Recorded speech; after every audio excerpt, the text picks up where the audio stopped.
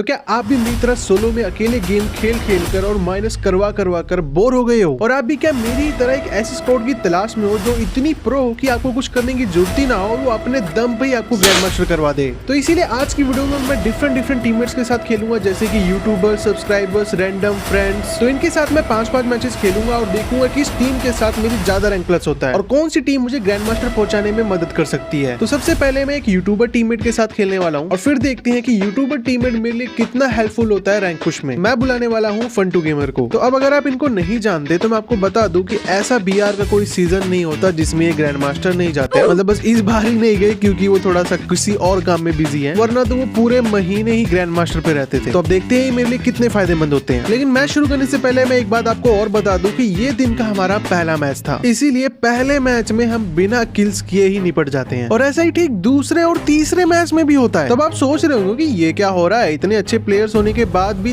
3 matches कैसे हार रहे हो आप। तो मैंने आपको इसीलिए शुरू में बता दिया था क्योंकि ये दिन के हमारे पहले मैचेस थे, तो ये हमारे लिए वार्म अप था, हमारा हाथ अभी गर्म नहीं हुआ था। लेकिन 3 मैच कंप्लीट होने के बाद जब हम 4th मैच स्टार्ट करते हैं तो हम दोनों ही पीक पे लैंड करते हैं। लैंड करने के बाद मेरे सामने 2 एनिमीज उतरे होते हैं और मुझे किंगफिशर मिल जाते हैं, तो सामने वाले एनिमीज को मैं डैमेज देने लग जाता हूँ, लेकिन वो अंदर भाग जाते हैं। तो फिर आगे जाके मैं ऑस्कर का ऐसा यूज करता हूँ ताकि मैं अंदर ना जाऊँ, क्योंकि अंदर ही 2 एनिमीज थे। और फिर वॉल हटते मैं एक एनिमी को हेडशॉट के साथ नॉक कर देता हूँ, दूसरा एनिमी गलत वॉल लगाता है तो उसे भी खत्म कर देता हूँ। और अंदर आने के बाद एक एनिमी और होता है वेंडिंग के पास, तो उसे भी हेडशॉट मार के नॉक कर देता हूँ। और फिर इन सभी एनिमीज को फिनिश करने के बाद थोड़ा बहुत और लूट करने के बाद हम भीमा शक्ति पे आ जाते हैं, क्योंकि 3 मैच में जो बेइज्जती कराई है हमने उसका बदला भी तो लेना था। तो भीमा शक्ति पे जिप लाइन से आते हुए मैंने कुछ एनिमीज देखे थे, तो मैं जल्दी से नीचे भाग के जाता हूँ। एक एनिमी डैमेज ही सामने बैठा होता है तो उसे पहले नॉक करता हूँ और फिर दूसरे एनिमी को हेडशॉट के साथ खत्म कर देता हूँ। और फिर इसके बाद भी हम रुकते नहीं है, फंटू भाई हिट लिस्ट ले लेते हैं और फिर पता चलता है न्यूरेक डैम पे कुछ एनिमीज है, तो जल्दी से वहां पे चले जाते हैं। अब ये एनिमी हमें रोकने की बहुत कोशिश करते हैं, लेकिन फिर भी किसी तरह हम इनके पास चले ही जाते हैं। यहाँ पे आने के बाद इन पे हम कुछ ग्रेनेड्स करते हैं जिसकी वजह से दूर भाग जाते हैं, तो हम जल्दी से इन पे रश कर देते हैं। आगे जाने के बाद मैं ऑस्कर का यूज करके एनिमी की वॉल तोड़ता हूँ और फंटू भाई एक एनिमी को नॉक कर देते हैं। और फिर दूसरा एनिमी पता नहीं कहाँ भाग जाता है, लेकिन आखिरी में फंटू भाई उसे भी खत्म कर देते हैं। तैयार हो अपनी स्पोर्ट्स नॉलेज और गेमिंग स्किल को नेक्स्ट लेवल तक ले जाने के लिए, तो आपके लिए जबरदस्त प्लेटफॉर्म जो आपकी गेम को और एक्साइटिंग बना देगा। क्यों चूज करें ये प्लेटफॉर्म, सबके लिए परफेक्ट है, चाहे आप बिगिनर हो या प्रो प्लेयर हो। यहाँ का इजी टू यूज सिस्टम आपको सीधा एक्शन के बीच ले आता है। मैचेस के रिजल्ट गेस करो और फन गेम्स खोलो और रिवॉर्ड्स जीतो। Instant and easy payment, UPI, phone, GPay और भी ऑप्शन से पे कर सकते हो। विड्रॉल्स भी फास्ट और सिक्योर है। फुल सिक्योरिटी, आपकी प्राइवेसी और सेफ्टी हमारी प्रायोरिटी है। टॉप लेवल इंस्क्रिप्शन के साथ एक सेफ और वेरी फ्री एक्सपीरियंस मिलेगा। 24/7 सपोर्ट, हमारी फ्रेंडली टीम हमेशा अवेलेबल है आपके लिए, ताकि आप कभी भी फन मोमेंट्स मिस ना करो। Massive rewards and promotion, sign up reward से लेकर एक्साइटिंग चैलेंज तक यहाँ हर वक्त कुछ ना कुछ मिलता रहता है जो आपके गेमिंग एक्सपीरियंस को मजेदार बनाता है। रेडी हो ज्वाइन करने के लिए अभी साइन अप करो, यूज करो मेरा प्रोमो कोड रजिस्ट्रेशन के टाइम और सिर्फ 150 डिपॉजिट करके वेलकम बोनस पाओ 33,000 तक का। तो अभी ज्वाइन करो और हर मैच को एक विनिंग मोमेंट बनाते हैं। फिर इसके बाद कुछ और किल्स करने के बाद आखिरी का सर्कल बन जाता है और जब मैं प्लेयर्स लाइव देखता हूँ तो मैं देखता हूँ कि बस एक ही एनिमी बचा हुआ है, तो मैं बेक ऑफ ओपन में ही एनिमीज को ढूंढने लग जाता हूँ। एंड फिर यहाँ ऊपर आने के बाद जैसे मुझे एनिमी दिखता है मैं बिना डरे उस पर ऐसी फायर करने लग जाता हूँ कि एक एनिमी तो है, मार दूंगा। और उस एनिमी को मैं थोड़ा सा डैमेज भी कर देता हूँ, लेकिन फिर एकदम से वो एनिमी 1 टैप हेडशॉट के साथ मुझे नॉक कर देता है। और फिर मेरा ध्यान जाता है कि इस एनिमी ने अपने टीममेट को भी रिवाइव कर लिया है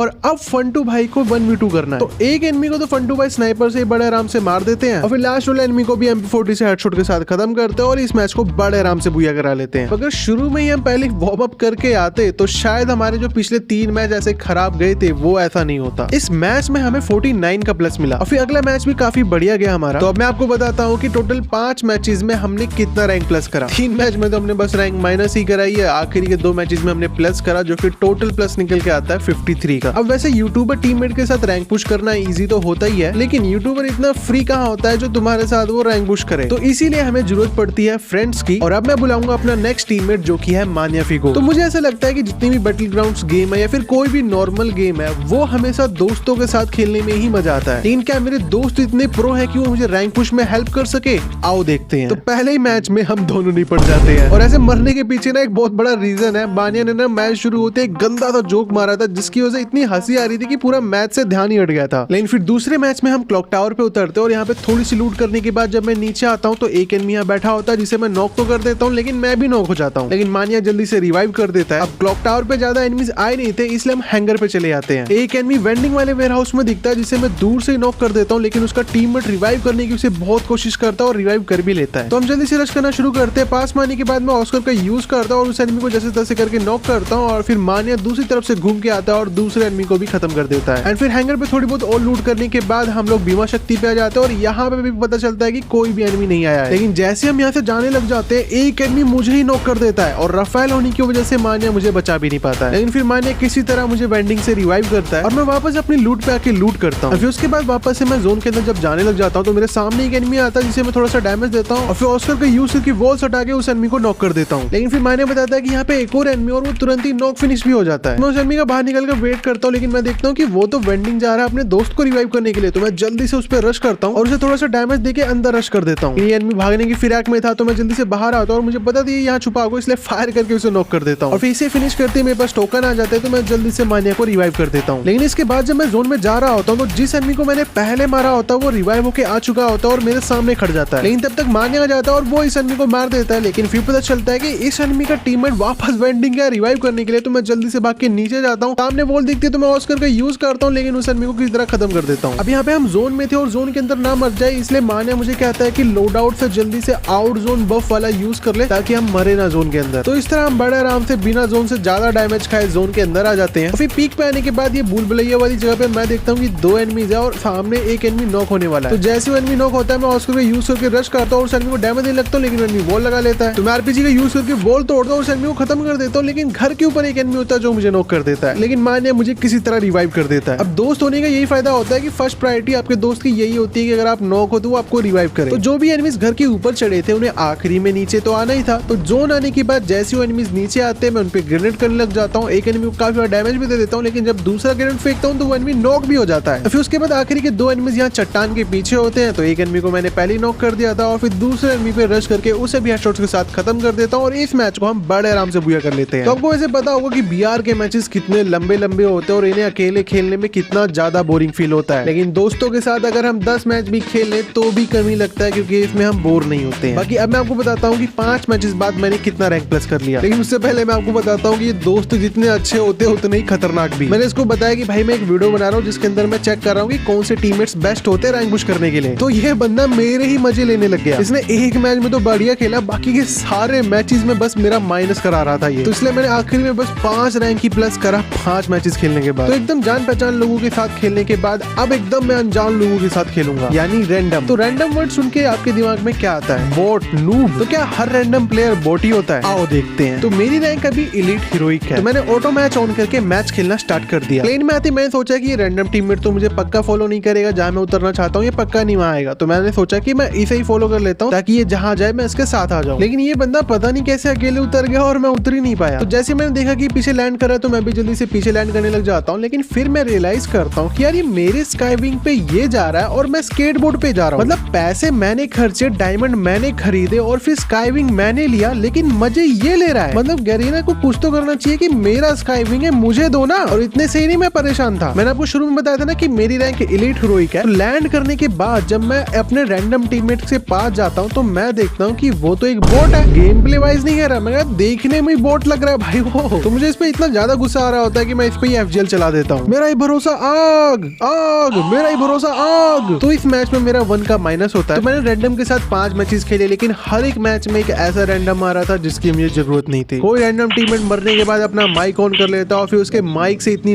लाउड वॉइस आती है कि मेरा गेम से ध्यान हट जाता है या फिर इतना ज्यादा मैं पगला जाता हूँ कि मैं बंदा ही नहीं मार पाता हूँ। तो रैंडम टीममेट्स के साथ मुझे नहीं लगता है कि रैंक पुश करना इजी होता है। 10 मैच में से एक मैच में बेशक अगर आपको एक अच्छा रैंडम टीममेट मिल जाए तो वो आपको इजीली रैंक पुश करा सकता है, लेकिन ऐसा नहीं है कि हर बार आपको बढ़िया मिल जाएगा। तो मुझे नहीं लगता कि रैंडम के साथ हम रैंक पुश कर सकते हैं। तो रैंडम के साथ 5 मैचेस खेलने के बाद मैंने बस 13 की रैंक प्लस करी, क्योंकि कुछ मैच में जिस पे मैंने सोचा कि यार छोड़ो अब डिपेंड होकर नहीं खेलते रैंडम टीममेट पे, तो उस मैच में थोड़ा बहुत रैंक प्लस हुआ। लेकिन जिस मैच में मैंने सोचा कि नहीं चलो रैंडम टीममेट पे डिपेंड होकर खेलते हैं उसमें बस माइनस ही हुआ है। तो अब मैं खेलने वाला हूँ अपने सब्सक्राइबर्स के साथ। मैं जल्दी से अपने व्हाट्सएप चैनल पे गया और वहां पे एक टीम कोड दे दिया और फिर कुछ ही सेकंड में मेरा एक सब्सक्राइबर आ भी गया। तो अगर आप भी मेरे साथ खेलना चाहते हो तो व्हाट्सएप चैनल का लिंक डिस्क्रिप्शन बॉक्स में मिल जाएगा, वहां से जाके आप चैनल को ज्वाइन कर सकते हो। अब एक तरह से देखा जाए तो मेरे सब्सक्राइबर्स भी रैंडम टीममेट ही हैं, क्योंकि मैं आज तक इनके साथ कभी भी नहीं खेला हूँ। तो ये एक तरह से मेरे लिए रैंडम टीममेट्स ही हुए। लेकिन क्या जो गेम में नॉर्मल रैंडम टीममेट्स आते हैं बोट वाले, उस तरह के मेरे सब्सक्राइबर है या फिर कुछ अलग ही? आओ देखते हैं। तो लैंड होने के बाद मैंने एक ही किल किया होता है कि मेरा सब्सक्राइबर मर जाता है। तो मैं जल्दी से वेंडिंग पे जाकर सब्सक्राइबर को रिवाइव करता हूँ और फिर बाकी के एनिमीज को मारने के लिए जब मैं बाहर आता हूँ तो गलती से से एक एनिमी मुझे हेडशॉट के साथ मार देता है। तो अब मुझे बस यहाँ पे ये देखना था कि क्या मेरा सब्सक्राइबर मुझे रिवाइव कर पाएगा। तो कुछ ही मिनट्स बाद बड़े आराम से मेरा सब्सक्राइबर मुझे रिवाइव कर देता है, क्योंकि ऑब्वियस सी बात है मेरे सब्सक्राइबर बहुत ज्यादा प्रो है, मतलब मेरे से तो बहुत ही बढ़िया खेलते हैं वो सब। तो इसलिए बिना टेंशन के रिवाइव होने के बाद मैं जल्दी से यहाँ पे लूट करने लग जाता हूँ। तो ये वाला मैच ना काफी ज्यादा सोच हो जाता है। थोड़ी देर बाद आगे जाके मैं एक और किल करता हूँ और फिर जब तक हम और एनिमीज को ढूंढ रहे होते हैं आखिरी का सर्कल बनना स्टार्ट हो जाता है और फिर पता चलता है कि सामने के अपार्टमेंट्स में कुछ एनिमीज है, तो हम जल्दी से उन पे रश कर देते हैं। तो घर पे रश करने से पहले मैं हमेशा ग्रेनेड करता हूँ, इसलिए जल्दी से एक नेड कुक करके फेंकता हूँ जिससे कि एनिमीज डैमेज हो जाते हैं। तो मैं जल्दी से दूसरा ग्रेनेड कुक करता हूँ, उससे भी एनिमी डैमेज हो जाते हैं। तो यही सही मौका था रश करने का, इसलिए मैं जल्दी से रश करता हूँ। सामने वॉल्स लगी होती है तो ऑस्कर का यूज करता हूँ और फिर अंदर वाले एनिमी पे रश करता हूँ, लेकिन मेरा टीममेट ही उसे नॉक कर देता है और फिर दूसरे एनिमी को मैं खत्म कर देता हूँ। और फिर उसके बाद आखिरी के बस 2 ही एनिमीज बचे थे। तो थोड़ी देर बाद जब हम अर्सेनल के पास पहुंचते तो सामने से 2 एनिमीज आ रहे होते हैं और हमें देख के वो गाड़ी से उतर जाते हैं। तो मैं जल्दी से आगे जाके ग्रेनेड्स करने लग जाता हूँ, जिससे कि सामने वाला एनिमी खुद को ही पैक कर लेता है। तो मैं जल्दी से उस पर ग्रेनेड्स करने लग जाता हूँ और फिर जल्दी से उस पर मैं ऑस्कर का यूज करके रश करता हूँ और इस एनिमी को हेडशॉट मार के नॉक कर देता हूँ और फिर लास्ट वाले एनिमी को मेरा टीममेट मार देता है और इस मैच को हम बड़े आराम से बुया कर लेते हैं। तो लिटरली अभी तक मैंने यूट्यूबर, फ्रेंड्स और रैंडम के साथ खेल चुका हूँ, लेकिन किसी न किसी वजह से मैं उनके साथ इतना रैंक प्लस नहीं कर पाया जितना मैंने अपने सब्सक्राइबर्स के साथ करा। तो अब आते हैं कंक्लूजन पे कि कौन सी टीममेट हमारे लिए बेस्ट है इजीली रैंक पुश करने के लिए। अब देखा जाए सबसे बेस्ट ऑप्शन तो यही है कि अगर हमारा कोई यूट्यूबर टीममेट हो तो हम बहुत इजीली रैंक पुश कर सकते हैं, लेकिन ये पॉसिबल ही नहीं है कि यूट्यूबर के साथ हम हर सीजन रैंक पुश कर पाए। अब जैसे कि आप सब तो मुझे जानते हो, तो आप मेरे साथ कभी कभी गेम खेल सकते हो, लेकिन कुछ प्लेयर्स ऐसे भी होंगे जो किसी भी यूट्यूबर्स को नहीं जानते, उनके कॉन्टेक्ट में नहीं होंगे, तो उनके साथ खेलना इम्पॉसिबल है। और ऊपर से यूट्यूबर्स अपनी वीडियोस में ही लगे रहते हैं, तो वो आपके साथ रैंक पुश तो नहीं करने वाले। तो अब सेकंड ऑप्शन है रैंडम टीममेट्स के साथ खेलना, लेकिन रैंडम टीममेट्स के साथ खेलना मतलब अपना सर दीवार पे पटकना। रैंडम टीममेट्स हेल्प करने की जगह और ज्यादा गेम बिगाड़ देते हैं, अपना माइक ऑन करके या फिर फालतू की बात करके या गाली गलौज करके या फिर और भी बहुत सारी चीजें भाई ये जिसकी वजह से दिमाग खराब कर देते हैं। तीसरा ऑप्शन अपने सब्सक्राइबर्स के साथ खेलना, जो कि बेस्ट है क्योंकि आपके सब्सक्राइबर्स आपके साथ हमेशा खेलना चाहते हैं, लेकिन उसके लिए आपको भी यूट्यूबर बनना पड़ेगा।